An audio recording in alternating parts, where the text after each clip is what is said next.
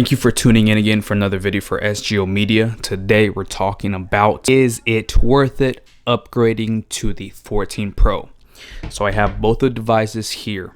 This is the 13 Pro, this is the 14 Pro. I have the 13 Pro here, and my wife has the iPhone 14 Pro Max here. For the battery life, she likes to have a long-lasting battery life. So let's go ahead and dive into the main differences. So if you look at the front of the iPhone 14 over here, there's a dynamic island, what they call. Anytime that you're playing music, anytime that you're playing any type of music on Spotify, you swipe up, now you can see the actual icon or the album art, and you can see that it's playing there. So that's a neat feature, but in my personal opinion, I don't need it. I could care less if it's there or not. I could care less, but that's just me. The next difference is the 14 Pro should have a brighter screen. Now, I don't have a problem with my 13 Pro. Even when it's very sunny outside, I have no problem with my screen not being bright enough for me to read. Now, the 14 Pro offers an always-on display that they robbed from Android, and they've been having that for years. So now it's on the iPhone, and in my humble opinion, the always-on display on the iPhone is not great. Whenever I did have the 14 Pro, I turned it off. It was a little bit annoying because it not only plays into draining your battery a little bit, but it just wasn't there for me. I don't know if anybody else likes it. In my opinion, I turned it off and it wasn't for me. The always-on display on the Pixel is a lot more refined, but on the iPhone, I just did not like it. Now, with every single iPhone, every single year, there's always an upgraded processor. This time around, it has the A16 Bionic. The iPhone 14 Pro now comes with a 48 higher resolution camera.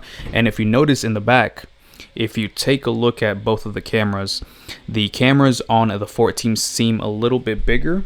Now, another thing that was added to the iPhone 14 Pro is that the cinematic mode now records up to 4K. The iPhone 13 Pro only recorded cinematic mode in 1080p. And now the 14 Pro can connect via satellite if you get lost. So that's another useful feature for those that travel a lot and might get lost. Then you need a 14 Pro. So with all of those features being said, in my opinion, let's go down the list. Do I need the dynamic island that the 14 Pro has?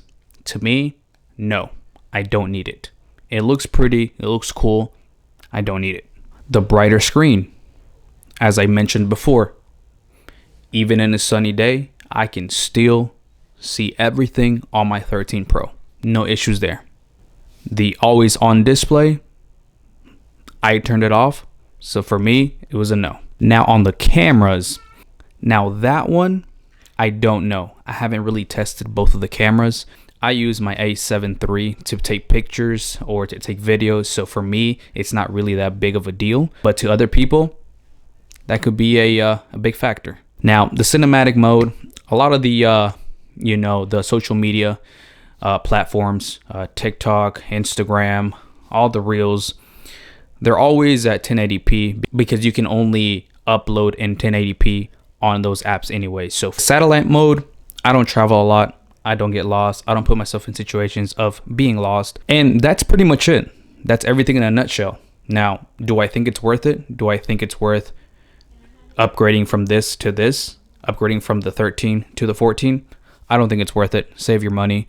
Save it until the 15 comes out, if there's any changes, or the 16, because the 13 Pro has been doing such a great job. The speed is there, the battery is there, the camera is still really, really great. Now, if you have an iPhone 6, 7, 8, 10, 11, or 12, then I would say yes, it is worth the upgrade. Better camera, chip is better, a lot faster, and the refresh rate is a huge upgrade. So if you have anything below a 12, yes, go ahead and upgrade. But if you have the 13 Pro, it is not worth the money. If you found this video useful, please leave a like, subscribe, share the video. More videos coming soon.